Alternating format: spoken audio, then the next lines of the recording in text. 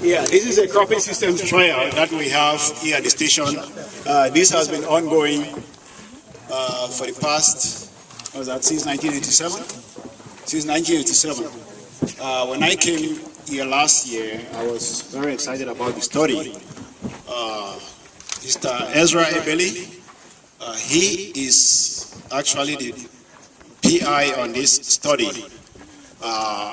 He actually has been working on three crop rotation systems with three different tillage practices, 4 different nitrogen regimes: 0, 50, 100, 200 pounds of nitrogen applied in the form of manure or compost. The compost is applied once every 4 years. Now, it does not mean, why I get confused sometimes, we do not mean that we have 50 pounds of nitrogen every year.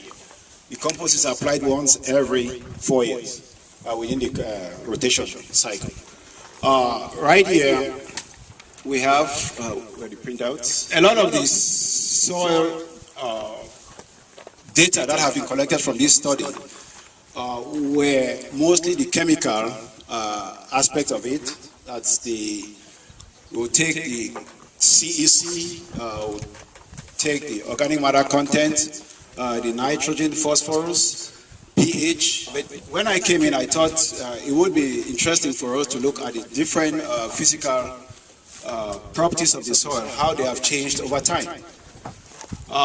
We also intend to look at the biological component. A lot of times we talk to producers about soil health and how the biological component is important. But then we are unable to quantify it to convince the producer to see that the biological aspect is also important. We intend to collect soil, we're beginning to collect soil data this year to analyze for the biological and physical components. What I can tell very briefly with respect to the chemical component is that the organic matter content has consistently been higher for the manure treated plots. However, that difference has not been very significant from time to time, in some years. We have about 3.5, even though we apply that much manure, we have our organic matter content range between 3.5 and 3.7%. While the 100 pounds nitrogen that is applied, the soil test levels show organic matter content is about 3.4%.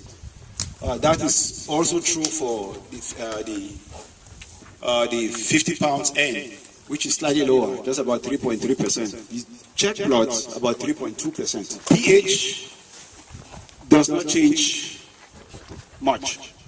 So we have been working with about the same pH. However, I'll leave it now to Ezra to talk mostly on the yields that we've been observing. pH has changed a little. In the 50 and the 100 pounds, you were at about 6.7 for pH, whereas in the manure plots we're at 7 to 7.1. So, little background. If you guys can see, we got the minimum till, which is the 60 feet, kind of from this blue flag over. From that blue flag to this other blue flag is there no till, and then on the left, from that blue flag to the corner, is your conventional till. So, since we're in front of the wheat plots, you can kind of see this going out here. This first 100 feet, there's a little bit of an alley. This is 0 pounds of nitrogen. The next 100 feet is 100 pounds of nitrogen.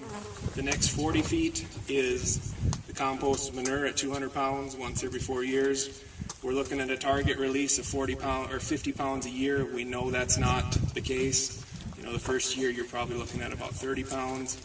The second year you're probably looking at about 60 to 65 pounds. Then you're looking at 30 pounds, and then probably about 20 pounds. And then the last 60 feet is 50 pounds of urea every year. So I'm going to give you data from 2007 through 2010. That was the last cycle that's complete.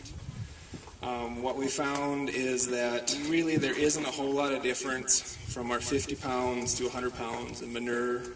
Our wheat yields are right around 45 bushels an acre. When we get down to the no nitrogen, and when I say no nitrogen, we don't apply any, but there are legumes in the rotation every other year, soybeans or peas, so there is some nitrogen contribution. It just comes from the legume crops. And that treatment is a lot closer to about 35 bushels an acre. Tillage systems, we don't see a whole lot of, over the long term of the study, there aren't a lot of differences in wheat yield due to tillage systems. You'll see year to year variation, but in the long run at this location, there doesn't seem to be a trend, positive or negative. Individual years, on a dry year, yes, the no-till behaves better. On a wet year, it doesn't do quite as well, so it kind of all comes out in the wash at this location. As far as rotations go, the first one rotation is wheat, sunflowers, barley, soybean is rotation 1. Rotation 2 is wheat, soybean, corn, field pea, and rotation 3 during this study was wheat, corn, soybean, canola. And we found that the years 2007, 2008, when we had a less than optimum canola crop, we did see an advantage to rotation 3, but there's a lot of residual N left over. Otherwise, we have enough legumes in each of the rotations where we don't generally see a big difference due to rotation on wheat. We see a lot more corn grown in the region, and what we've seen in this 4-year study is that our 0 pounds of N, we're getting about 85 bushels of corn. Our 50 pounds, we're at about 105, and our 100 pounds in our manure, we're at about 120 bushels. We see an incremental significance in our response to nitrogen. And in corn, we see the same trend basically with the wheat. When we have the hot, wet, dry years, the no-till is significantly higher. In the cooler, wetter years, the conventional till and minimum till is significantly higher. In the long term, it's basically a wash at this location. And with that, I'll open it up to any questions. Oh, yeah, this is the same treatments, nitrogen treatments, again, in the corn. So the first 100 feet is 0 pounds, the next 100 feet is 100 pounds. The stuff that's a little bit taller going over that little rise, that's the manure. It looks pretty good this year. Next year it won't look quite so good. And then the last 50 feet is 50 pounds of manure, or 50 pounds of nitrogen as urea.